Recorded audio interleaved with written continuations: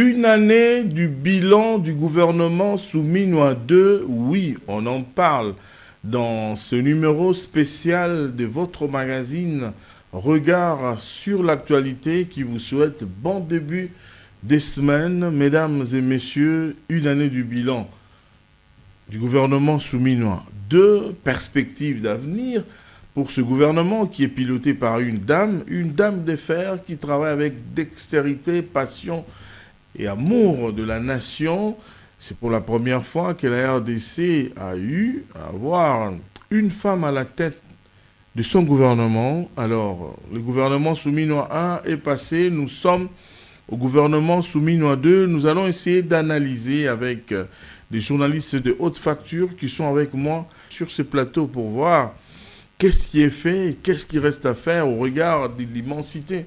La République démocratique du Congo, un grand pays à la dimension continentale. Regard sur l'actualité se penchera également sur la fin de l'ultimatum du C64 qui projette déjà une marche pour le 15 septembre, date de la rentrée parlementaire. Mesdames et messieurs, la rentrée scolaire, c'est pour le 2 septembre 2026.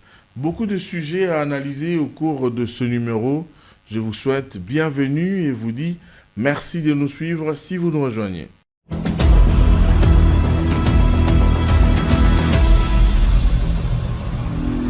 Regard sur l'actualité à deux invités aujourd'hui, comme je vous le disais tantôt, à ma droite et votre gauche, Eric Iziami, bienvenue. Merci cher Aimé Mutombo, merci de l'invitation et nous sommes là, toujours pour la République. Merci beaucoup. Et à ma gauche, à votre droite, lui c'est l'homme du verre à moitié plein, à moitié vide, Eddy Kaniki. Bienvenue. Merci beaucoup Aimé Mutombo. Effectivement, hein, avec les sujets que vous avez retenus, vous verrez bien que le verre, cette fois-là, n'est pas à moitié vide, mais il sera plutôt à moitié plein. À moitié plein. Voilà. Merci beaucoup. On entre directement dans le vif du sujet. Nous avons parlé du gouvernement Souminois 2. Ce gouvernement qui est piloté par une dame, Eric. C'est pour la première fois que la RDC a une dame à la tête de ce gouvernement. C'est Souminois 2. On a vu ce qui a été fait dans le gouvernement Souminois 1. Pour le gouvernement Souminois 2, d'entrée de jeu comme ça, je vous laisse le libre arbitre d'aller dans tous les secteurs là où vous voulez en 5-7 minutes. Vous avez la parole, Eric Iziami. Quel est le bilan aujourd'hui? Il est positif, il est négatif? Quelles sont les perspectives d'avenir? Merci, la parole cher Aimé Mutombo. Encore une fois, merci pour l'invitation. D'abord un postulat, parce que pour un pays comme le nôtre, nous sommes un joyau. Figurez-vous, si c'était moi, peut-être que les gens douteraient. Mais je prends ici la personne du pape François. Il était ici chez nous en janvier 2023 et de ses propres mots, il dit « Vous, République démocratique du Congo, vous êtes le diamant de la création. » Figurez-vous, lui, il était né et il a grandi en Amérique, en Argentine. Mais il a vécu ou il a géré en Europe, à Vatican. Il a été partout, en Asie et partout. Mais c'est seulement chez nous, en République démocratique du Congo, qu'il a osé dire que vous, RDC, vous êtes le diamant de la création. C'est-à-dire de tout ce que Dieu a pu créer, vous, la RDC, vous êtes le joyau. Parfois, ces genres de phrases ne passent pas, hein, quand c'est nous-mêmes qui le disons. Il y en a des gens qui ne croient pas que le Congo est un beau pays. Mais moi, si ça vient de l'extérieur, il y a un peu de volume et de la valeur. Voilà pourquoi, oui. Voilà pourquoi j'évoque le pape qui s'est éteint malheureusement, paix à son âme. Alors, j'en viens au bilan. S'il faut parler du bilan et que tout focaliser seulement sur maman Judith Souminois Toulouka, ça sera peut-être aussi biaisé la note. Parce qu'il faut voir l'historité de notre pays. S'il faut prendre depuis 60 jusqu'à aujourd'hui, le bilan est négatif, ça va de soi. On n'a pas encore fait du Congo ce que nous devrions vraiment faire. Mais prendre la personne de maman Judith Souminois Toulouka, laissez-moi vous prouver qu'elle restera dans les annales. Parce que déjà, c'est une dame. Et chez nous, la maman passe pour être la personne qui passe pour la gardienne de valeurs. Les valeurs positives. Ici, nous étions habitués, par exemple, pour le chef de nos différents gouvernements, à vivre le triangle. C'était le Premier ministre, parce qu'elle, c'est la Première ministre, Kinshasa, Lubumbashi, quelques fois, Kolwezi, ou quelques rares fois, Goma, et puis Kinshasa. Rarement, vous entendrez parler chez nous, la première ministre ou le premier ministre aller ailleurs. D'ailleurs, je crois elle est la seule à pouvoir faire ça. Elle a cassé ces rythmes-là qui ne concernaient que quelques 2-3 villes. Avec Maman Julie Souminois, on la voit un peu partout. Son tout premier déplacement, quand elle a pris ses fonctions, c'était l'Est du pays. Pourquoi? Parce que c'est la femme qui aussi paye les lourds tributs par rapport à l'agression que nous sommes en train de vivre en République démocratique du Congo. Lorsque le voisin rwandais qui tue, qui viole, qui massacre vient chez nous, parce que c'est le cas, hein, mais ces voisins-là, ils violent la femme, ils violent la fille, ils détruisent la maman, et ils font n'importe quoi. Mais elle a voulu casser ces rythmes-là. Elle a été un peu partout, jusqu'au point où elle a lancé, ça je lui jette de fleurs, elle a lancé la vaste opération de cantine scolaire, mais cette fois-là à Kalemi. Kalemi, c'est la capitale, j'allais dire, ou le chef-lieu de la province de Tanganyika.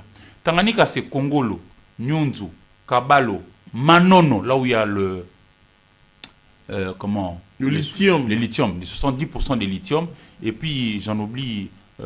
quelques matières. Non, j'en oublie d'autres coins là. C'est-à-dire, elle a été par là. Pourquoi? Parce qu'elle a remarqué que dans ces coins de la République, la plupart d'enfants intelligents, mais ils arrivaient à arrêter à mi-chemin dans le parcours scolaire au motif qu'ils n'ont pas peut-être bien mangé à la maison. Alors, elle a décidé, avec les différents autres partenaires, de pouvoir lancer cette vaste opération avec l'idée d'atteindre tous les autres 145 territoires du pays. Ça va prendre de l'ampleur et nous le souhaitons. Et quand vous quittez ces domaines-là, que de vouloir à ce que les enfants mangent à leur faim pour être aptes à pouvoir bien capter ce que l'enseignant dit à l'école, c'est de l'éducation, ça sera pour assurer la relève. Notez aussi que c'est pendant le règne de Maman Julie Tsoumina Tuluka que nous avions pu glaner beaucoup de trophées, j'allais dire, hein, au niveau de la diplomatie. C'est avec elle que le Rwanda a assigné, a posé sa signature dans les documents à Washington. Paul Kagame, le meurtrier, il a posé sa signature un peu comme pour dire au monde qu'il admet qu'il est dans notre sol. C'est lui qui nous agresse. Et puis il y a eu beaucoup d'autres initiatives. Je pense que les infrastructures, par exemple, parlons même de la route, qui fait quand même un peu de défaut parce que nous sommes jusqu'ici un peu dans plusieurs coins, un peu enclavés, mais je vois beaucoup d'efforts. Et donc, Maman Julie Soumina, pour moi, a un bilan à vanter, parce qu'il y a plusieurs ministères où l'on a fait quand même le bon choix des animateurs. Et lorsqu'on fait le bon choix, les résultats suivent. Je vous prends ici le cas du ministère de Mines. L'actuel ministre de Mines s'appelle Luatum Kabamba. Il draine comme ça près de 30 ans dans ces domaines-là. Et bien avant qu'il soit ministre. Oui, il était... Moi, je l'ai vu, par exemple, en joint venture entre la Sokimo, Anglo Gold Ashanti et les autres structures-là qui ont créé Kibali Gold Mines. C'est basé dans les territoires de Ouatsa. Ouatsa, c'est dans la province de Haut-Ouélé. Et ce projet intégrateur s'est révélé être un projet qui a boosté l'économie dans cette partie du pays et même par extension dans le pays. Parce que c'est une mine de classe mondiale, Kibali Gold Mines. Et ça a apporté plusieurs barrages hydroélectriques. Lorsque le Belge partait, dans les coins, à Ouatsa, il n'y avait qu'un seul barrage. C'était le barrage Nzoro 1. Avec ces projets-là intégrateurs Kibali Gold Mines, ils ont créé Nzoro 2, en Barao, à Zambie, et maintenant ils sont en train de faire le voltaïque là, de éolien, des histoires énergétiques de ces temps derniers. Pourquoi j'évoque l'énergie électrique? Parce qu'avec les barrages, vous avez la possibilité de faire la production du courant électrique, les transports et même la distribution dans des maisons. Et la particularité du barrage de Azambi, ce barrage-là a été construit spécifiquement par nous les Congolais, des jeunes Congolais, une entreprise là, IOB, d'un jeune qui, comme toi et moi, il s'appelle Samuel Machando, Feni Machando. Jeune comme vous et moi, mais qui a réussi à faire ça. C'est-à-dire, lorsqu'on a fait de bons choix, j'ai cité le ministre de Mines, nous on n'avait pas une seule raffinerie d'or ici. C'est seulement maintenant avec Maman Souminois comme Premier ministre et Oulu Atum. Donc tout ça, on doit jeter ça sur la tête de Maman Souminois. Par exemple, parce que c'est elle qui pilote. Hein. On a maintenant la raffinerie pilote qui est à Kalemi. Parce que le Rwanda qui n'a même pas un seul... En 2 minutes, vous pouvez vous résumer comment pour dire c'est tout ce que vous pensez comme bilan du gouvernement souminois. Il y a tellement de choses à dire, mais j'en épingle comme ça. Je n'ai pas de l'éducation, parce que l'éducation va nous aider à avoir des enfants bien formés. Et s'ils sont, par exemple, dans la filière géologie, ils peuvent venir gérer nos mines. J'ai parlé de ce qui a été fait dans le mine. Je parle aussi de la communication. Parce qu'ici, il s'agit quand même de faire adhérer le maximum de Congolais dans l'idée de pouvoir construire ces pays. Je ne dis pas ici que tout est rose. J'ai commencé par dire que le bilan, depuis 60 jusqu'à aujourd'hui, pour moi, il est négatif. Mais je note le passage de Maman Judith Suminwa Tuluka. Moi, je l'encourage et je lui jette des fleurs. Je l'encourage encore d'aller de l'avant. Et je pense que nous pouvons aller de l'avant tous ensemble. Parce que, notamment par rapport à la communication, notamment, tout se faisait sur Kinshasa autrefois. Oui. Depuis tous ces temps. Tout s'est décidé à Kinshasa. Mais avec le ministre actuel de la communication, je sens que l'on prend encore tous les autres coins de la République. Quand il s'agit de questions, par exemple des questions nationales, on dit qu'il faudrait ouvrir pour les infrastructures. Mais encore faut-il faire adhérer les gens. On peut aller à Kananga, on parle avec les gens, on les sensibilise, on socialise la communication. Ce n'est plus l'apanage d'un seul individu qui viendra faire le savant et dire tout comme ça. Maintenant, c'est collectif. Oui, on adhère, on fait adhérer tout le monde dans l'idée pour que tous ensemble puissions participer. Et je pense que le pays ne se construit pas par une seule personne. Même ma maman Suminwa, pour qui je suis en train de dire ici qu'elle travaille bien jusque-là, je voudrais qu'il soit encouragé par les uns et les autres, que chacun joue sa partition, on verra que sa tâche sera facilitée. Parce qu'en réalité, être Premier ministre, c'est en réalité être chef d'orchestre, savoir positionner les bons pions au bon endroit, et si chacun se met au travail, je pense que ça va aller. On voit ce que fait par exemple le ministre Liaou au niveau de la fonction publique. Aujourd'hui, on a quand même la clarté, on a une idée, je ne dis pas que tout est rose non plus, mais on a quand même une idée. Merci, que demain ça peut avancer. On vous comprend, on vous comprend. Il est temps pour moi de prendre Eddy Kaniki qui a fait 11 minutes et donc on va équilibrer aussi les temps. Eddy Kaniki, qu'est-ce que vous avez un avis contraire par rapport à ce que mon frère Eric venait de dire ici tout à l'heure par rapport au bilan? Bon, donc, si on pouvait vous demander en 5 minutes, pouvez-vous nous décrire, c'est-à-dire pièce par pièce, le bilan du gouvernement Souminois 2? Voilà. Un avis contraire, peut-être pas, parce qu'effectivement, nous vivons tous en République démocratique du Congo. Les constats est généralement identique pour les uns et les autres. Nous utilisons la même monnaie, le même transport. Nous vivons avec la même électricité, la même SNEL, j'allais dire, la même régie des eaux, le même transport en commun, les mêmes infrastructures. Donc, d'une manière générale, les bilans, on peut avoir des petites divergences, mais dans l'ensemble, nous voyons presque tous la même chose. Alors, on va dire que les bilans, on peut les quantifier sur base d'abord de la vision du chef de l'État d'abord. Vous êtes sans ignorer que le chef de l'État avait pour son deuxième mandat, il avait 6 piliers, parmi lesquels il y a l'enseignement, l'éducation, qui reste le premier pilier. L'éducation, on va dire l'enseignement ou l'éducation dans l'ensemble, ça reste le premier pilier. Il y a également le secteur de l'emploi. Il y a les secteurs des infrastructures, parce que le chef d'État voulait désengorger les provinces. Il y a le secteur des infrastructures. Il y a, pour couronner le tout, le secteur de la mobilisation des recettes, j'allais dire le finance et le budget. Alors, sur ce point, qu'est-ce qu'on peut dire? Si je prends le premier point, qui pour moi est l'éducation, vous allez voir que Suminwa 2 a continué à travailler dans le sens de maintenir la réussite de la gratuité de l'enseignement d'abord, parce que vous allez vous rappeler que c'est chaque année qu'il y a de nouveaux enfants qui vont à l'école. Eric disait tantôt que l'éducation permettra justement à la RDC de se développer. Une fois que nos enfants sont bien orientés, la République démocratique du Congo, des années futures, pourra aller de l'avant. Et donc l'éducation, on va dire que Judith Suminwa, avec toute son équipe, n'est-ce pas, a travaillé dans ce sens-là. Dans le secteur d'éducation, parce que j'avais fait mes petites recherches, je constate par exemple que pour l'année 2026, il y a 3000 enseignants supplémentaires qui ont été pris en charge, qui n'étaient pas pris en charge auparavant, rien que pour l'année 2026, il y a 3000 enseignants supplémentaires qui ont été pris en charge. En fait, ce sont des réalités. Ce sont des Oui. réalités, je voulais dire. Vous avez la parole, vous allez la garder. Ce sont des réalités peut-être qui ne sont pas connues au grand public. Hein.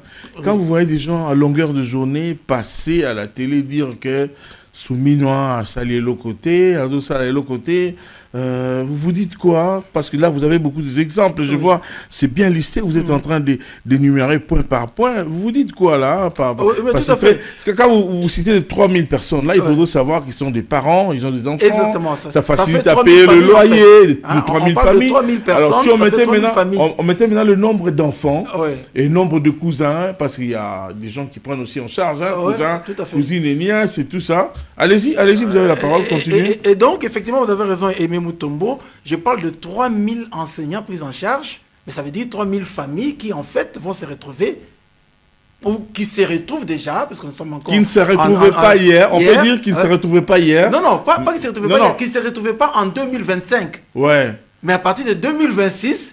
Parce que ceci a été implémenté en 2026. C'est ce que je voulais dire, juste pour dire qu'ils ne se retrouvaient pas hier, mais qu'ils se retrouvent aujourd'hui. Ils se retrouvent aujourd'hui, voilà, 3000 familles. Et il faudrait dire que Judith Souminois a tablé sur la programmation progressive des indemnités de sortie pour 43 000 enseignants. Voyez-vous, même chez nous à la RTNC, aujourd'hui, il y a des gens qui demandent la retraite anticipée à la RTNC. Voilà. Les gens qui sont très proches au regard de la somme, la grande somme qu'on va donner par Souminois et toute son équipe. Et donc, vous voyez que même moi, si vous ne m'aviez pas envoyé la thématique, je n'allais pas faire mes recherches pour apprendre. J'ai appris grâce à vos thématiques que vous m'avez envoyées. Donc, ceux qui disent que Judith Souminois n'a presque rien fait, c'est parce qu'ils ne sont peut-être pas suffisamment informés. Et ce n'est pas de la mauvaise foi. Non, si vous me prenez déjà moi-même, vous prenez Eric qui est en face de moi, est-ce qu'il savait que l'indemnité de sortie pour les enseignants a été prévue pour 43 000 enseignants? Pas nécessairement. Pas nécessairement. Donc, ceux qui ne savent pas ne doivent pas dire que parce qu'ils ne savent pas, ça veut dire que rien n'est fait. Voyez-vous, il y a quelque chose qui est en train d'être fait, notamment dans le secteur de l'enseignement, sans ignorer Aimé Mutombo, vous êtes dans le secteur des infrastructures.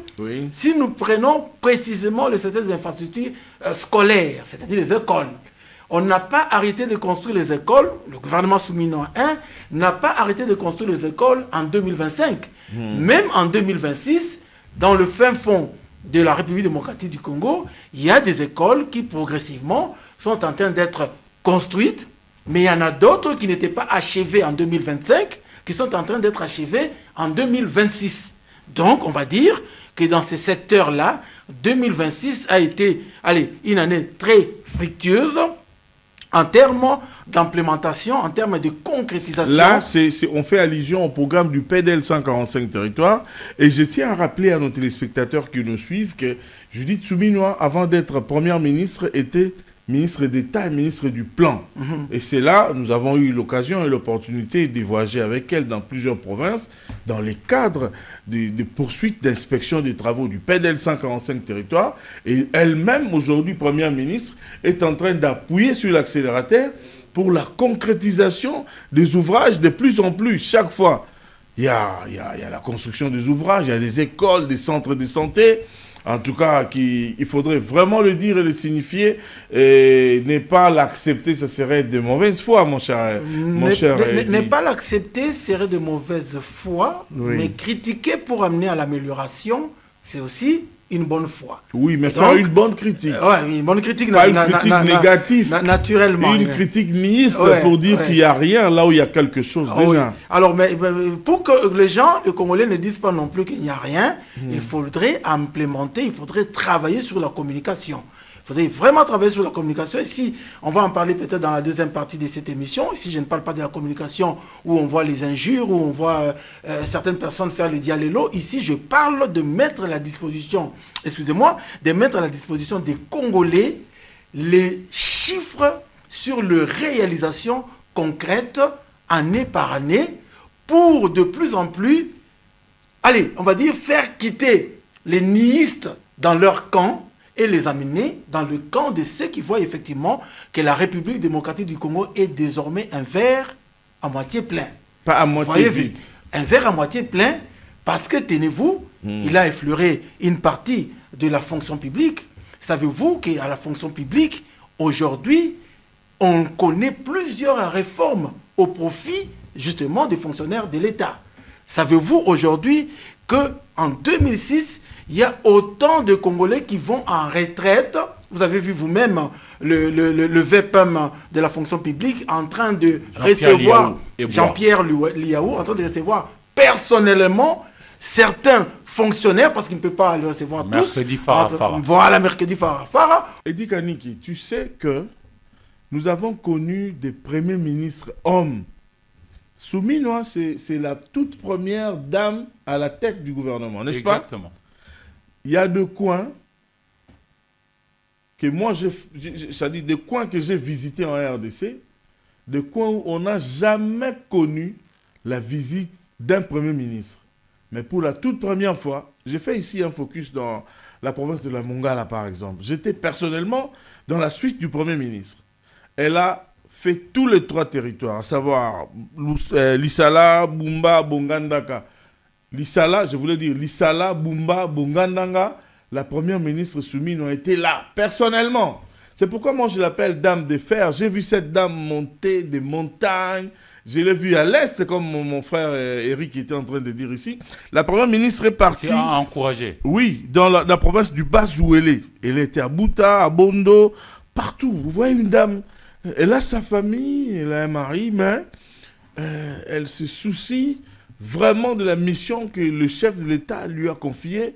Et puis, elle travaille avec beaucoup de dextérité. Quand on le dit, les gens cherchent à nous insulter, mais on s'en contrefiche. On ne peut que dire la vérité. Bon, en tout cas, et même moi, je ne m'en contrefiche pas du tout. Oui. Que les gens réfutent, parce que j'avais dit ici, chacun a son angle de vue. Oui. Il y a des Congolais qui estiment que oui, c'est vrai, Madame la ministre a effectué... Madame la Première ministre, excusez-moi, a effectué ses déplacements dans le fin fond de la République démocratique du Congo, mais pour eux, pour ces observateurs, ces voyages ne suffisent pas à dire ou à argumenter, comme pour dire que Judith Souminois... Mais elle n'était pas partie en visite.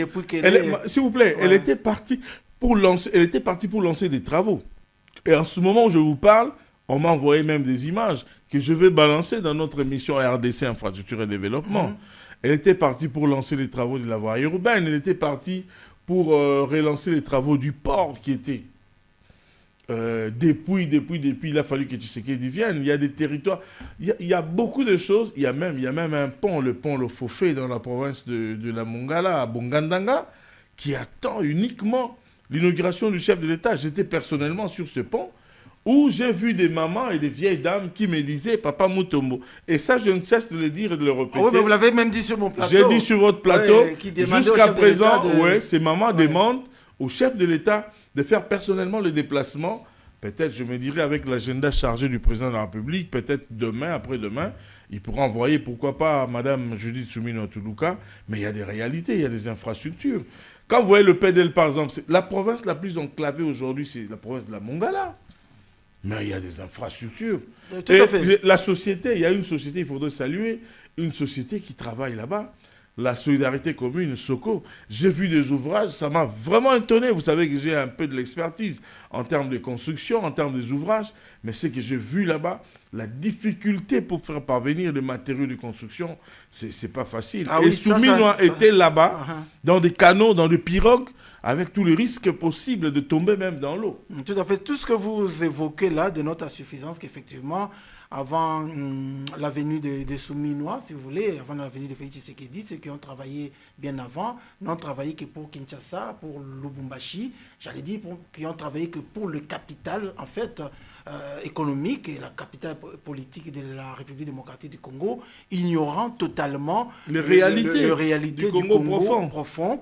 Avec ce que vous évoquez là, Aimé Mutombo, on constate effectivement que l'actuelle première ministre a bien voulu travailler non seulement pour les deux grandes villes de la RDC, mais également pour le Congo profond. Un autre secteur, Aimé Mutombo, j'étais en train de parler d'ailleurs du secteur de la fonction publique. Oui, allez-y. Vous savez qu'avec Judith Souminois, il disait tantôt que être première ministre, c'est être dans la coordination, coordonner en fait la politique si vous voulez, du Vérifier à gouvernement. gauche, vérifier à droite. Effectivement. Qu'est-ce qui ne va Et pas donc, aller? Corrigez-moi ça. La Ouais. plupart des actions posées par les ministres sont débattues au sein du Conseil de ministres. Oui. Conseil de ministres où siège la première ministre avec le président. Donc toutes les actions posées par chaque ministre, ces actions sont sous l'autorité, on va les dire comme ça, hein, sous l'autorité directe, c'est vrai, du ministre des tutelles, mais sous l'autorité hiérarchique de la première ministre. Coordination de la première La ministre. coordination de la première ministre. Et donc aujourd'hui, le fonctionnaire de l'État ne comptabilise plus suffisamment d'arriérés, suivez mon regard, il peut y arriver jusqu'au mois de mars notamment, on parlait des arriérés de salaire, 1 mois, 2 mois, mais le ministère des Finances avait expliqué le pourquoi. Aujourd'hui, au moment où on vous parle, les fonctionnaires de l'État, chaque mois, ont leur salaire. Donc on va dire que pour la République démocratique du Congo, c'est une avancée. Si nous allons dans le secteur de l'emploi, je vais terminer par là, dans cette première prise de parole. Est-ce que vous savez que le gouvernement a mis en place plusieurs structures susceptibles de travailler dans le sens d'occasionner ou travailler dans le sens de favoriser l'emploi des jeunes? Parce que ce n'est pas seulement l'État qui doit créer de l'emploi, C'est aussi les ce n'est privés, pas seulement le l'État gouvernement qui doit doit arranger recruter, et, mais l'État oui. doit faire en sorte à ce que les privés puissent créer les Améliorer les entreprises, conditions. améliorer les Pour que conditions. les privés aussi viennent en tendance et mettent la main dans la pâte pour réduire les taux de chômage. Le taux de chômage. Voilà. Et ça, c'est effectif. C'est effectif car j'ai suivi et j'ai diffusé il n'y a pas 2 semaines, Chez vous, une là-bas, semaine à Univers Univers Télévision, Télévision, j'ai diffusé qu'au Kasaï, Oui. il y a eu les soutiens de près de 144 entreprises de jeunes, il y a 2 semaines. Par la FOGEC. C'est Non, la non, FOGEC, là, il y a une structure... FPDJ, quelque chose comme ça. quelque chose comme ça. Voilà. ouais. Fonds pour la promotion de l'entrepreneuriat de jeunes, quelque chose comme ça. 144 jeunes ont bénéficié du soutien de l'État congolais pour accompagner leurs entreprises. Là, ce n'était que au Kasaï. Mais si vous prenez ce qui s'est passé ici à Kinshasa, avec l'ANADEC notamment, vous verrez que effectivement, Les dans lignes le bougent. secteur, les lignes bougent, effectivement. Et je mets tout ça sous le dos du gouvernement. Pourquoi? Parce que même ces structures, n'est-ce pas? Ces structures qui travaillent dans le sens d'améliorer les conditions de l'emploi du Congolais, travaillent sous l'autorité du gouvernement central et donc, conséquence, sous l'autorité de Judith Soumina. Donc, vous voyez que dans les secteurs de l'éducation, il y a des avancées que moi j'appelle progression. Dans le secteur de la fonction publique, j'ai démontré à suffisance. Et dans le secteur de l'emploi, je vous ai démontré que beaucoup est fait. Mais si vous permettez, je vais terminer avec le ministère du budget. Ouais. Le meilleur endroit qui démontre effectivement qu'il y a avancé ou pas, c'est notamment la progression que l'on enregistre dans Le budget. le budget. Si déjà en 2026, non, en 2025, nous avions un budget de 16-18 milliards de dollars, en 2026, le budget a été programmé pour 20-22 milliards de dollars. Et les calculs ont donné qu'il y a une progression de 16% dans le secteur du budget. Donc vous voyez, puisqu'on est en train d'établir un bilan pour 2026, vous voyez donc que dans le secteur du budget, Là, il il y faudrait a jeter progression Oui. et automatiquement la progression du secteur du budget entame la progression dans d'autres secteurs. De l'amélioration de l'amélioration conditions de vie. conditions de vie sociale des Congolais dans les différents secteurs. Même la de construction vie des infrastructures publique. aussi. Mais hein. vous n'êtes pas C'est sans vraiment le ignorer, budget. vous n'êtes pas sans ignorer qu'il y a aussi les secteurs des finances. Vous avez vu, c'est que le prouesse que le ministère des Finances est en train d'engranger, notamment dans la reconnaissance des différentes institutions internationales sur la bonne gestion des finances publiques en RDC, ce qui nous a donné d'ailleurs plusieurs points dans, allez, j'allais dire, au niveau international. La crédibilité. La crédibilité au niveau international. Aimé Mutombo, ne serait-ce que c'est peu d'éléments que je viens d'énumérer. La liste étant non exhaustive, je crois fermement que 2026, nous connaissons une progression, oui, une progression avancée par rapport à 2025 et nous croyons que 2027 sera mieux. Merci beaucoup. Il y a un élément peut-être que nous avons oublié avant d'entamer cet élément, parce que vous avez parlé du finance. Il faudrait aussi saluer la dextérité du travail de Barnabé Mwankadi-Mwamba, directeur général de la DGI, qui venait d'organiser les cliniques fiscales, où ces cliniques étaient clôturées par le ministre des Finances, dont vous faites allusion de Fambali Kondeli Botaï, qui a insisté et qui a dit la fin de la récréation. Désormais, on devait obliger la facture normalisée pour chaque achat, parce que vous savez, il y a beaucoup d'argent qui échappait au trésor public avec la TVA. Donc c'est très important désormais. Les téléspectateurs, vous qui nous suivez, vous devez savoir qu'il faudrait exiger à chaque achat, au côté supermarché, demander la facture normalisée. Toujours dans le cadre du bilan du gouvernement Judith Suminwa II, il y a un aspect que nous avons oublié, chers frères, c'est la communication. L'apport de la communication gouvernementale, c'est qui a fait qu'aujourd'hui, vous savez, le Congo est agressé. En dehors des armes, la communication est une arme à un tel niveau où, si on n'a pas un bon ministre de la communication, on se perd parfois. Aujourd'hui, il y a un grand travail qui n'a jamais été enregistré en RDC, on doit le reconnaître. Avec le ministre Mouyaya, on a cité Liaou, on a cité Doudou Famba, et moi je cite le ministre Mouyaya.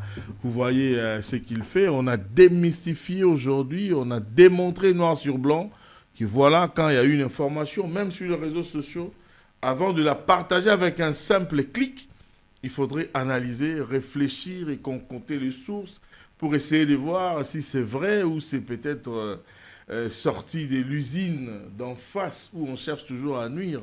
Je ne sais pas, vous avez un mot à ajouter par rapport à la communication? Il y a tellement de choses à dire. Parlons justement de la communication. Vous savez, pour avoir l'adhésion de l'ensemble de la population dans une cause donnée, encore faut-il partager ce qui est. Alors, lorsqu'on a la bonne information, déjà, on avancera. Et le ministre Mouyaya a socialisé la communication. Ce n'est plus seulement l'apanage de ceux qui sont nantis ou ceux qui sont haut placés. Non, c'est l'apanage de tous les Congolais, oui. Au point qu'on a sorti plusieurs fronts. On a expliquer aux gens, expliciter vraiment c'est quoi le front médiatique, c'est quoi le front diplomatique. Parce qu'en réalité, aujourd'hui, la guerre a cessé d'être uniquement dans le terrain traditionnel. La guerre n'est plus que militaire ou diplomatique. La guerre peut aussi être médiatique. Surtout médiatique. Exactement. C'est-à-dire parler de vrais enjeux. C'est quoi notre pays? Qu'est-ce qu'il représente pour l'Afrique? Qu'est-ce qu'il représente pour la sous-région? Qu'est-ce que nous devrions faire pour bien protéger notre pays, nos richesses, tout ça? Et ça, c'est le travail que le ministre Mouyaya a fait. Et il le fait de bonne loi avec tous les journalistes du pays. Partout où nous allons, à gauche et à droite, c'est pour faire ça. Mais tout ce que moi, je n'ai pas peut-être apprécié jusqu'ici par rapport à l'action du gouvernement, je dis Tsumina Toulouka, parce qu'il faudra aussi dire la vérité à notre population qui nous suit, c'est lorsque j'avais émis le regret de voir, par exemple, un monsieur qui a aspergé certains médecins qui sont allés réclamer leur dû. Ça ne se fait pas. Parce que dans l'opinion, on a souvent tendance à brandir les serments d'Hippocrate qui imposent à tout médecin de venir en aide à un malade pour lui sauver, tout ça pour l'aider à recouvrer la vie. Mais on oublie souvent les testaments d'Hippocrate. Hippocrate avait dit, si dans une communauté vous avez deux riches, il faudrait que l'un soit médecin, l'autre là vous-même vous allez chercher. C'est-à-dire, ça veut dire, il faut mettre le médecin à l'abri des besoins. Comme ça, vous allez lui permettre de bien faire son travail, l'art de guérir. Alors, vous avez parlé ici du ministère des Finances. Laissez-moi vous dire que, cher Eddy Kani qui l'a effleuré, on est aujourd'hui crédible au point d'aller rechercher même l'argent. On a fait les rebonds, et on a eu la possibilité de pouvoir emprunter. Et lorsqu'on a voulu emprunter, il nous a été même possible de pouvoir emprunter jusqu'à la hauteur de 5 milliards. Tout à fait. Mais nous, Congo, Kinshasa, nous avions dit non, 5 milliards, nous n'en avons pas encore besoin pour le moment. Nous, on a besoin juste de 1 milliard, 250 millions de dollars américains. Et c'est ce qui a été conclu. Alors, il y a eu une polémique ici avec un tweet d'un des élus députés nationaux, maximum de respect à ceux qui sont élus, un certain Flori Mapamboli, qui a dit que le pays va emprunter, mais l'argent sera déthésaurisé, gardé, et puis pendant que nous, on va payer des intérêts. Non. Moi, j'ai suivi d'autres experts, toujours du ministère des Finances de notre pays, qui ont développé un argumentaire solide, et jusqu'à ce que lui-même, le député, a aussi acquiescé par la suite, parce qu'il a retweeté leur tweet. Il dit, entre autres, que non, si l'on arrive à avoir cet argent, d'abord, lorsqu'on cherche l'argent pour des projets, on le cherche globalement. Mais pour dépenser, on y va progressivement. Et cet argent-là qui a été recherché pour nous, et l'argent n'est pas décaissé totalement, non. C'est progressivement. Non, on le fait progressivement, donc il n'y aura pas de thésaurisation. Bah ouais. Tout cet argent-là qu'on a emprunté au niveau des rebonds, ça servira à quoi? C'est pour finir avec le travail du Gon Katende, barrage Katende. Et vous savez, avec l'énergie électrique, ça va faciliter la production. Ça va faire baisser les prix de beaucoup de choses. Ça va créer de l'emploi pour les jeunes et tout ça. Et lorsque ça crée l'emploi, ça va élargir l'assiette fiscale. Toi qui parles de Banebe Mwakali de la DGI et même des autres régies financières, on paiera des impôts, des redevances et tout ça. Ça va encore une fois nous aider à aller de l'avant. Et puis, en dehors du barrage de Gon Katende, cet argent-là va aussi servir à moderniser la RN4. La RN4 va jusque de Kasaï jusqu'au niveau de Bukavu, en passant par ce qui va nous amener jusqu'ici à Inga, et puis même du côté de Lobito pour aller jusqu'en Angola. Ça va vraiment aider le pays à s'ouvrir. Parce que la plupart de nos provinces qui sont à l'intérieur, au centre notamment,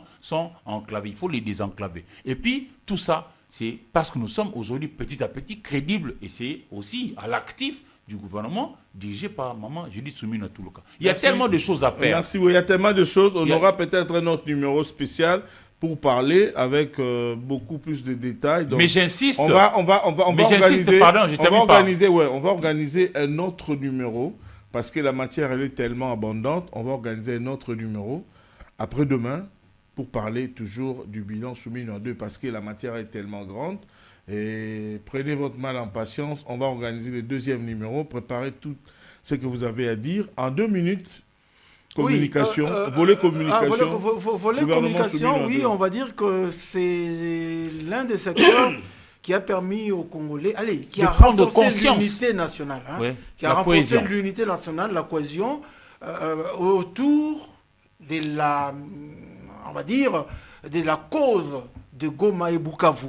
La cause nationale, par extension. Voyez-vous, par exemple, c'est-à-dire, si du côté du secteur, on va dire, militaire, on n'a pas pu récupérer jusqu'ici Goma, Bukavu. Dans le secteur, on va dire, diplomatique, on a pu faire un effort pour avancer, pour avoir la considération des nations du monde.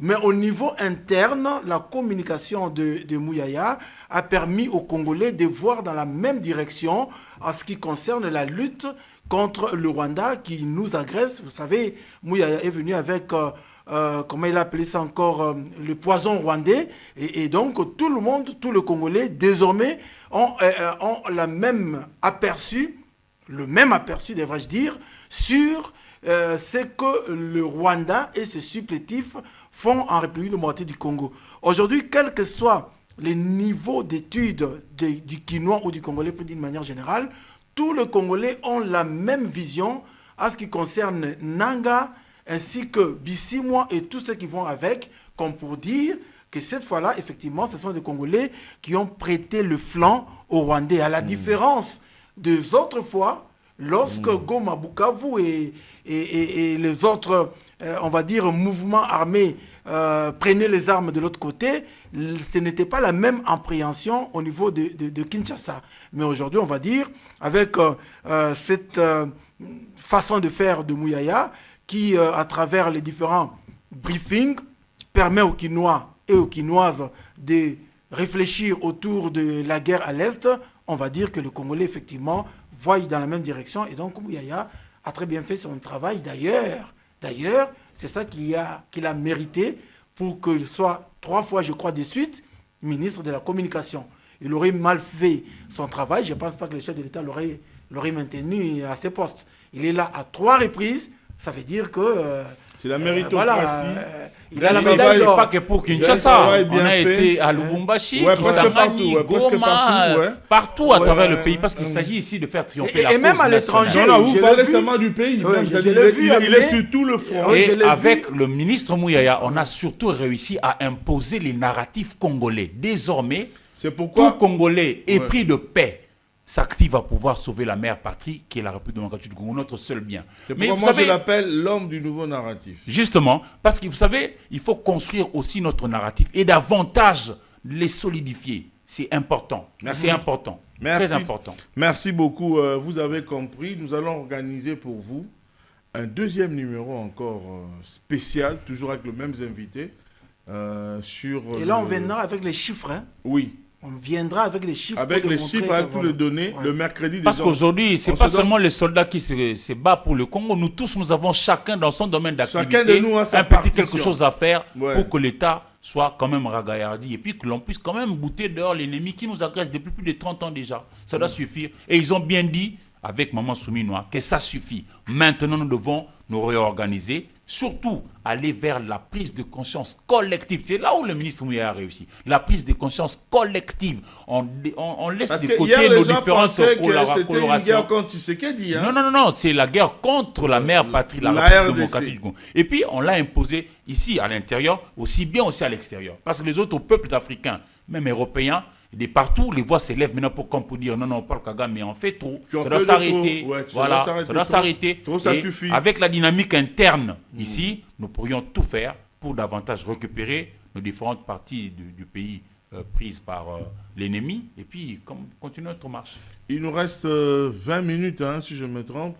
Alors, il y a deux thématiques. Je ne sais pas comment on va faire, mais on va essayer un peu de nous résumer un peu. La deuxième thématique de cette émission, c'est le dialogue. Dialogue, fin de l'ultimatum du 15 août de la C64. La C64 proclame, c'est-à-dire appelle, hein, la C64 appelle à une marche le 15 septembre. Le 15 septembre, Eric, c'est la rentrée parlementaire.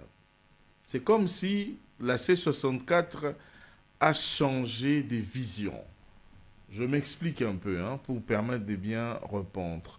La C64 demandait hier et exigeait la démission du chef de l'État en organisant une marche qui aura chute au niveau du Palais de la Nation. Mais maintenant, ce n'est plus au Palais de la Nation, c'est au Palais du Peuple. Est-ce qu'il cherche une chose et son contraire? Eric, en 5 minutes. Oui, merci pour la question. Ici, je voudrais faire remarquer quelque chose à nos téléspectateurs. Les uns et les autres, ils se connaissent. Parce que tous, a priori, ils ont été d'abord dans l'opposition autrefois contre l'ancien chef de l'État, Joseph Kabila Kabang. L'actuel président de la République, lui aussi a été avec eux. Je note ici que parmi eux, il y a des grandes intelligences qui ont fait leurs preuves. Par exemple, le cas de Délice Sanga. Ce monsieur-là a été d'une fertilité remarquable, de manière positive, à l'Assemblée nationale quand il y siégeait. Il a proposé plusieurs lois. Mais je suis étonné quand, par exemple, on demande à ce que l'on puisse marcher pour faire partir un chef de l'État. C'est prévu dans quelle loi? En fonction, avec 2 ans et demi encore du mandat. Non, je ne sais pas comment on peut demander une telle chose. C'est sur base de quoi que l'on peut demander ça? N'est-ce pas la haine? Bon, je ne sais pas dire ça, mais je note que ici, pour nous, je pense que nous devrions tous prioriser la République. Vous savez, c'est que nous sommes en train de vivre aujourd'hui. La Chine l'a vécu avec le Japon dans le temps. Mais il a fallu aux Chinois juste d'ouvrir l'œil et les bons pour que plus personne ne se joue de la Chine aujourd'hui. Même si vous êtes États-Unis d'Amérique, pour vous attaquer à la Chine aujourd'hui, vous devez réfléchir vous allez, 5 fois. Voilà. C'est ce qui devrait être aussi notre attitude. Mais malheureusement, chez nous, par moments, les gens ne s'acceptent pas. Eric, concluez en 2 mots, parce que la parole doit tourner. Et justement, j'étais ici, les jetés de fleurs à ce qu'a été autrefois le travail de Délice Sanga et les autres là. Mais ce que je ne comprends pas, c'est que le dialogue n'est pas inscrit dans notre constitution.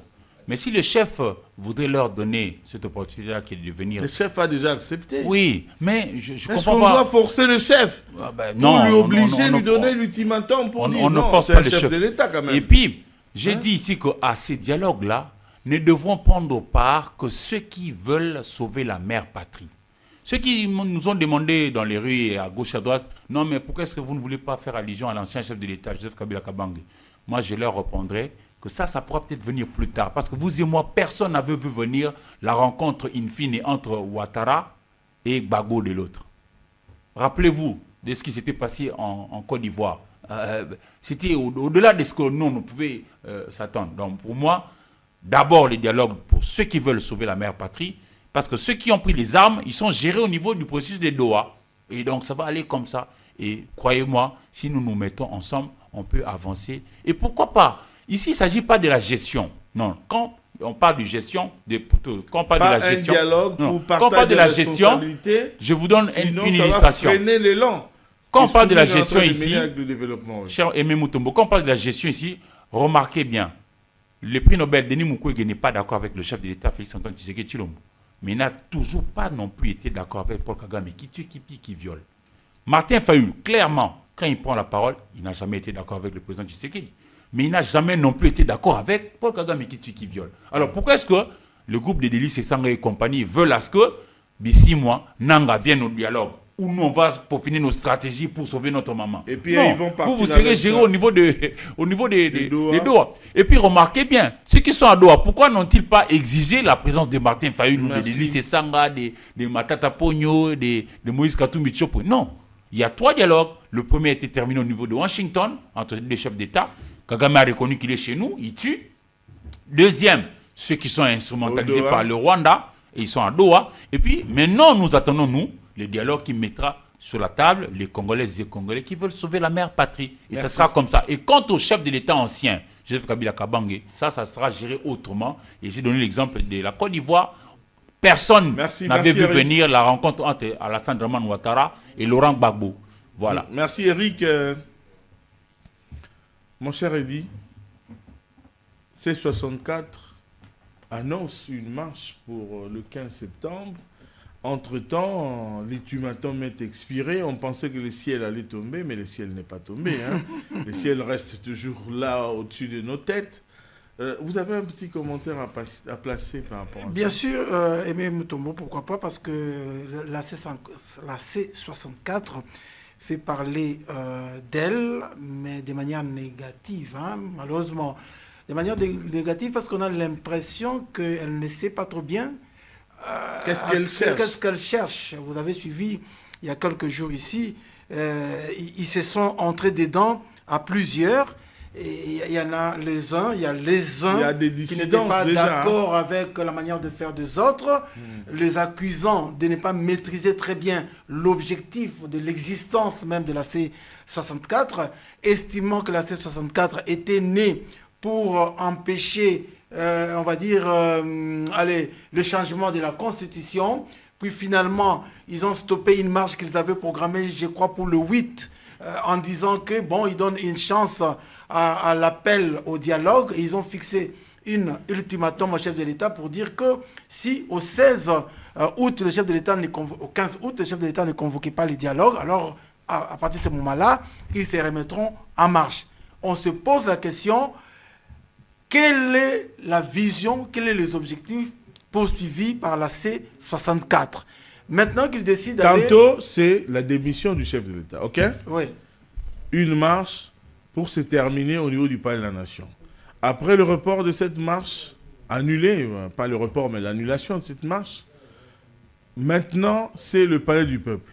Oui, mais justement, le Palais du Peuple, ils ont programmé ça... Le 15, parce que le 15, jour de la rentrée. Parce que c'est la rentrée parlementaire et que le chef de l'État a remis cette loi, justement, pour, on va dire, une seconde analyse, une seconde validation. Des validations des députés, enfin, on va dire d'une manière générale, de la Chambre haute et de la Chambre basse, après que la Cour constitutionnelle ait émis quelques réserves. Et le chef de l'État, il faudrait dire, une parenthèse, que le chef de l'État a été très prudent, bien que cette loi sur le référendum a été déclarée conforme à la Constitution avec quelques réserves. Mais le chef de l'État, au lieu de promulguer, puisque c'est quand même...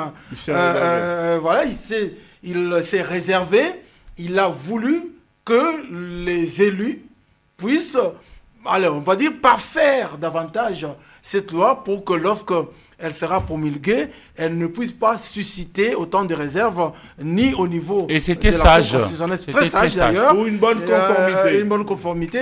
Au nom de la paix aussi. Exactement. C'est essentiel En parce tout cas, que l'opposition a aussi sa raison d'être. Il a très bien joué. Dans une son démocratie, jeu. l'opposition a aussi sa raison d'être. Tout à fait, parce Voilà. que l'opposition allait s'apaisantir que sur les articles qui ont été déclarés. C'est une manière réfléchie et sage. Une manière très réfléchie, parce que le chef d'État, ce qu'il a fait, c'est comme s'il a coupé les pieds aux opposants.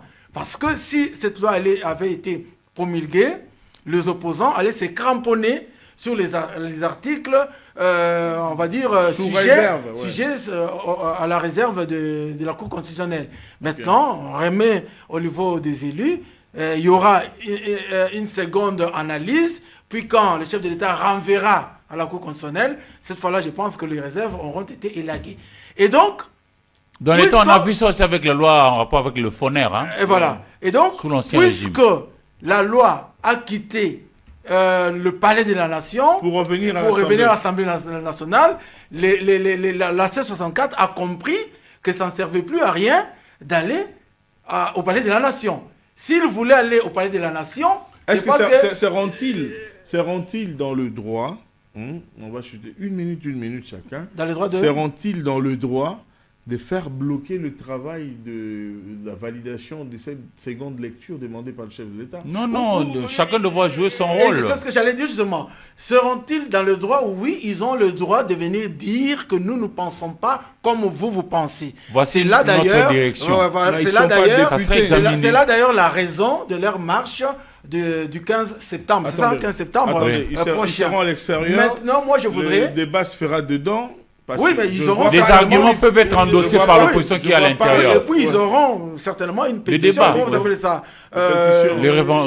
Comment vous appelez ça, le terme m'échappe? Mémorandum, voilà, c'est le terme que je cherchais. Ils auront certainement un mémorandum à déposer dans lequel on verra leur desiderata, qui sera peut-être porté par les élus, parce qu'il y a aussi l'opposition qui a sa raison d'être. Moi, ici, je dis c'est tout à fait normal qu'il fasse cette démarche-là, et je demande au pouvoir de le laisser la C64, de la laisser organiser cette démarche, encadrer cette démarche, pour permettre à l'État, non, j'allais dire à la majorité, de jauger justement la capacité de mobilisation de l'opposition et de voir si cette opposition est capable effectivement à faire bloquer la machine plutôt que d'envoyer des gaz lacrymogènes. Et puis on va commencer à énumérer ici le nombre de décès, le nombre de blessés, et puis on va voir des gens habillés en chemise blanche avec sang. Moi je suggère au pouvoir de laisser faire et si possible d'encadrer et d'éviter à tout prix qu'il y ait des blessés. Merci beaucoup. Eric Iziami, vous pensez qu'à suivre Kabound, à suivre les Sessanga et consorts, c'est comme s'ils vont paralyser les activités de la ville de Kinshasa ce jour-là, pendant qu'il y a des gens qui vont aller à l'école, qui vont aller au travail, qui ne s'associent pas à cette marche? Est-ce que vous pensez que la C64 a encore le moyen de faire une telle mobilisation, vous êtes sûr? Non, mais qui vivra verra. Hein. On n'a pas encore vécu l'action, donc on va attendre le moment opportun. Mais est-ce que notre ville ou notre pays, par extension, a besoin encore de faire soulever des vagues jusqu'à paralyser la ville à gauche et à droite? Non, on n'en a pas besoin. Vous voyez, le Bénin ici, qui était autrefois taxé de l'enfant malade d'Afrique, le Bénin se relève. Pourquoi pas nous? Allons vers la cause qui va faire en sorte que nous puissions avancer chaque jour que Dieu fait d'un pas. Ne restons pas toujours en train de traîner les pas. Bon, vous allez paralyser pour que demain ça soit comment? Non, ça ne va pas. Non, on verra. On verra peut-être. C'est pas loin.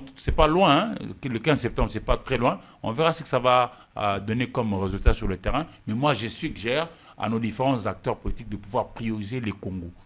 Parce que paralyser, si c'est vraiment ça l'objectif, non, on est à côté de la plaque. C'est ça l'objectif. Hein? Non. Comme ça murmure dans certains salons. Et moi, j'aimerais faire une demande ici pour joindre ma voix à celle d'Edi Kaniki, pour demander aux autorités vraiment de laisser la C64 organiser sa marche. Oui. Mais que ces gens ne mettent pas de chemise blanche. Parce qu'on connaît les manœuvres qui se font autour de la chemise blanche. Vous imaginez? Jeter de la tomate, tomate, faire croire quand qu'on on va est blessé. voir dans le parage des toutes ces alimentations qui sont tout autour, on va voir qu'il n'y a plus de ketchup. Mettez des chemises des autres couleurs, par exemple, comme ça on va voir. Et puis on va jauger, hein, ça va permettre aussi. Sinon, mais bon là, tu as ma chemise à peine mettre, pardon. Parce que là, tout le monde a pas ketchup ici. Dernier sujet, en tout cas, il ne nous reste plus beaucoup de temps. Il nous reste 5 minutes. On va faire un effort pour nous résumer encore davantage. Ici, j'aimerais que nous puissions parler de la déviation dans les réseaux sociaux. Aujourd'hui, l'insulte est considérée comme quelque chose de normal. On venait d'insulter la première dame. On a insulté la première ministre. Nous avons parlé ici du bilan de Souminoua 2. Est-ce que c'est normal aujourd'hui les comportements qui se présentent dans les réseaux sociaux, Eddy Kaniki? Je commence par vous. Non, vous voyez, à l'époque déjà quand on étudiait, je ne sais plus c'était en quelle classe, nous avons appris que science sans conscience Ruine des n'est lames. que ruine des lames. François Rabelais. Voilà. Et c'est effectivement L'anagramme ça. d'Alcofribas nazi. Ah, ça, vous êtes fort. Alors, ça, c'est l'un des défauts des Congolais. Merci. Généralement, nous exploitons très mal la science. Et voilà que notre âme est ruinée. Voyez-vous, vous êtes à longueur de journée en train de, comment vous dites ça encore, Déviation dans les naviguer réseaux sociaux, oui. dans vos plateformes et réseaux sociaux, et sans que vous l'ayez demandé, n'est-ce pas, vous tombez Tu les insultes. sur les insultes. Les insultes, parfois d'ailleurs, j'allais dire c'est acceptable, mais pas du tout. Avec des Mais insanités. j'allais dire pire, les insanités. Et Et nous avons des enfants lorsque vous n'avez aujourd'hui pas qui de sont casque vraiment outillés. pour avec- subir cela Oui, ça par gêne. vous-même, Ça gêne. quelque chose qui tombe dans votre téléphone, Poup. alors que vous êtes au salon avec les enfants, le premier mot tout de suite, Non, c'est tout le peut-être- monde qui l'entend. Peut-être dans un bureau d'autrui, Mais en voilà. attendant d'être reçu. Mais voilà, Peut-être avec des visiteurs Tout au de suite. salon, peut-être avec la belle-mère, peut-être avec moi. J'étais une fois chez moi au salon en train de voir et ma mère était venue nous rendre visite. Et poup, je vois, oup, je stoppe directement. oui, mais J'étais- entre-temps, ben, j'étais gêné. entre-temps, Oui. si tu as stoppé, Ouais. c'est parce que tu as entendu le premier mot. Oui. Et au même moment que tu entends le premier mot qui te Oui. pousse à stopper, ça veut Oui. dire que tout le monde a entendu également. A déjà capté, a déjà malheureusement. capté ce premier mot. Malheureusement. Et là, vous êtes belle-mère, beau-père, belle-fille, belle-sœur, enfant, fils, domestique même parfois. C'est tout le monde qui est obligé d'entendre ça comme ça. Parce Ça que choque, hein. certaines personnes désormais se nourrissent de la crasse. Voyez-vous? Parce que les injures, les insanités, c'est la crasse audible. Aujourd'hui, il y a des gens qui se font de l'argent, 30 000, 50 000, 60 000 dollars, parce qu'ils sont qu'il a insulté experts dans les insultes. C'est là où j'ai dit que nous exploitons très mal la science qui a été mise à notre disposition. Mais moi, je trouve que la responsabilité incombe, allez, on va dire, aux dirigeants. Comment ça? Parce que le dirigeant a notamment pour rôle De contrôler. recadrer De tous les réguler. dérapages dans tous les secteurs. Je vous donne un exemple. Vous avez notamment Rapidement, dans en le une secteur, minute, il faut se résumer, ouais. vous avez dans le secteur des finances, vous avez l'IGF qui est venu pour recadrer en ce qui concerne la gestion, on va dire plus d'une manière générale, la gestion des finances publiques. Mais dans le secteur du numérique, il y a également une structure, si je ne m'abuse, Il y a la loi qui a sur la le numérique. responsabilité Ouais. de recadrer. Il y a la loi sur le numérique. Et donc, tout le magistrat... Mais pour ceux tout- qui sont à l'étranger, parce que pour la plupart de ces non, insultes... j'avais ça vient de déjà l'étranger. réfléchi. Ouais. Cette loi sur le numérique que nous avons ici, Oui. avant que nous puissions l'avoir, à l'étranger, ça existait déjà. Ne pensez pas que nous sommes les premiers à mettre sur pied une loi sur le numérique. Même à l'étranger, la loi sur le numérique existe. En 30 secondes, C'est qu'est-ce pourquoi- qu'on peut faire aujourd'hui? Qu'est-ce que l'on peut faire? C'est regrettable On aujourd'hui doit- de on voir que les gens prennent du kilo pour insulter cette mère Sans- de la patrie, cette mère de la République qui fait des innovations que nous n'avons jamais vues. Oui, mais la c'est- première dame avec la réhabilitation de l'hôpital Mabanga, l'excellencia, il y a la réhabilitation du centre féminin Mama Mobutu, qu'elle n'a pas donné son propre nom. Même son combat pour avoir les 200 000 signatures Oui, pour la reconnaissance. Pour la reconnaissance du génocide. Ça, c'est aussi un grand combat. Oui. Imaginez-vous, 3 ans après, si le génocide est reconnu au niveau international comme étant effectivement, ayant été effectif en RDC, on dira que 3 ans avant, parmi ceux qui avaient lutté pour que cela soit reconnu, il y a notamment Madame Judith Suminwa. Alors, le Congolais, au lieu plutôt de voir ces actions positives mises sur pied par la Première Dame, il préfère déverser dans les injures de la vie privée, encore que ce n'est même pas la vie privée, c'est plutôt la vie privée inventée, n'est-ce pas? Et donc, le mensonge. Créer des mensonges de toutes pièces. Moi, je dis, il faut exploiter la méthodologie qui voudrait que la RDC arrive à porter plainte contre tous ces fils et filles. On peut traquer ces voyous-là, ces impolis-là qui insultent. Traquer, ça donne une image comme si à la Staline. Non, ici, moi, je voudrais vraiment que ça soit le poursuivre en justice. Poursuivre à la justice, mettre la main avec sur eux. des éléments probants, parce que les éléments probants existent. Même s'ils ont supprimé, mais nous avons dit ça existe, sur Internet, les accuser. Moi, je disais que je suis d'ailleurs même prêt pour aller à l'extérieur là-bas porter plainte, pour mettre la main. Voilà. Et donc, moi, je pense que si jamais un des Congolais à Kinshasa ou à l'étranger arrivait à être condamné par la justice, à payer une amende, ça va discipliner les autres.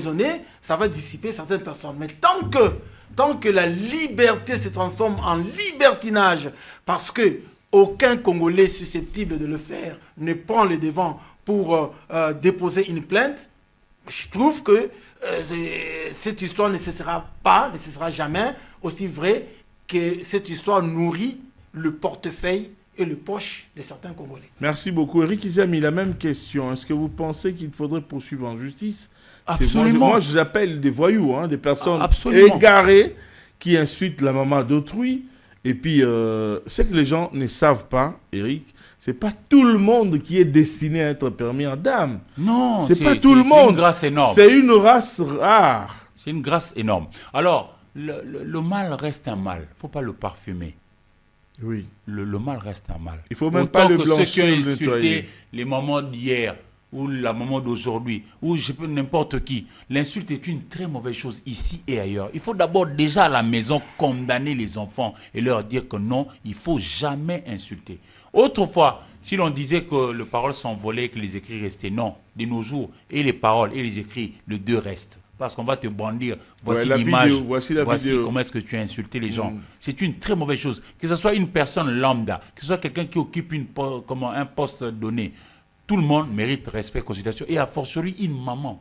Et de surcroît, une première dame n'arrive pas là-bas qui veut. Mère de la nation. Non, c'est très mauvais. On ne peut pas se réveiller matin je pense que pour ça, il faut punir. Sévèrement. Il faut punir. Et commencer par vraiment faire le bâton. Tout celui qui est attrapé dans ça, qu'il soit conduit à la justice, qu'on le juge et qu'on puisse quand même le faire subir la rigueur de la loi. Et même s'ils sont à l'étranger. Parce que vous savez, nous ne sommes pas les purs des... Il y a toujours la possibilité de mettre la main sur eux. Exactement.